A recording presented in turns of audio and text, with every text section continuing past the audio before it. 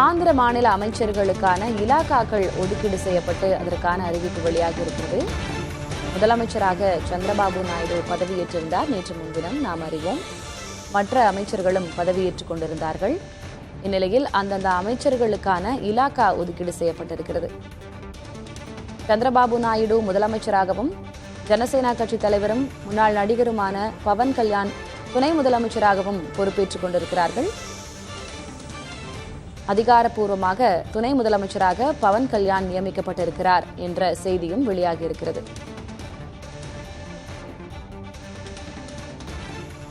சட்டம் ஒழுங்கு, பொதுப்பணித்துறை உள்ளிட்ட துறைகள் முதலமைச்சர் சந்திரபாபு நாயுடுவின் கீழ் இருக்கின்றன.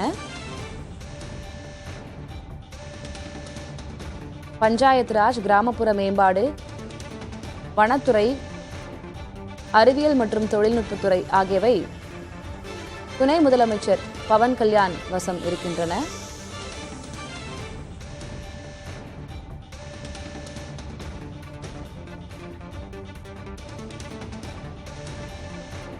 மற்ற அமைச்சர்களுக்கான இலாக்காக்களையும் ஒதுக்கி ஆந்திர மாநில அரசு அறிவிப்பினை வெளியிட்டிருக்கிறது.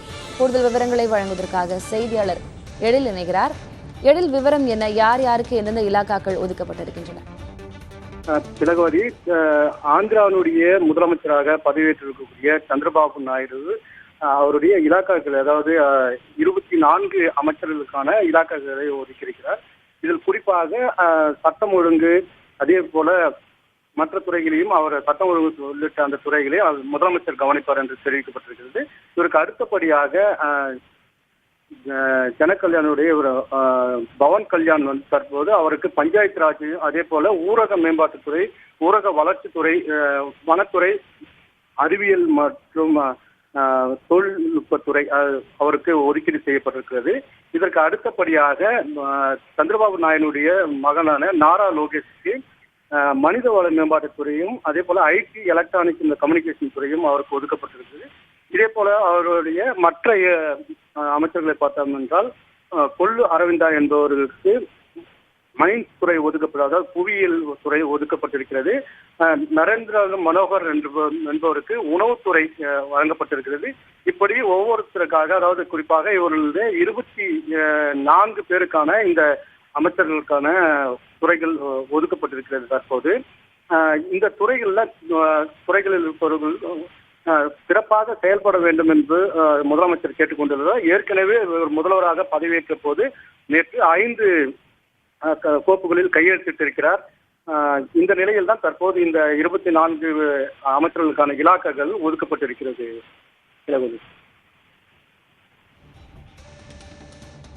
எழில், அமைச்சரவை பொறுத்த வரைக்கும் இப்போ ஜனசேனா பார்ட்டியை சேர்ந்தவர்கள் எவ்வளவு பேர் இருக்கிறாங்க? ஏன்னா துணை முதலமைச்சராக அதனுடைய ஃபவுண்டர் பவன் கல்யாண் இருக்கிறார். அவருக்கான இலாக்காக்கள் என்ன அப்படின்றத நம்ம பார்த்தோம். ஜனசேனா கட்சி சார்பாக எவ்வளவு பேர் வெற்றி பெற்றிருந்தார்கள்? மினிஸ்ட்ரியில அவங்க கட்சியை சேர்ந்த எவ்வளவு பேருக்கு இடம் கிடைச்சிருக்கு?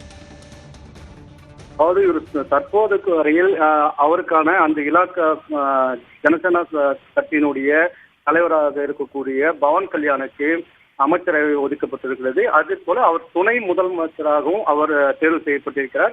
இந்த நிலையில் அவருடைய மற்ற கட்சி உறுப்பினர்களுக்கு இந்த இலாக்காக்கள் ஒதுக்கப்படுவது குறித்து பின்னர் அறிவிக்கப்படும் தெரிவிக்கப்பட்டிருக்கிறது. தற்போது வரையில் இந்த 24 பேருக்கு அந்த ஒதுக்கப்பட்டிருக்கிறது இலாக்காக்கள்.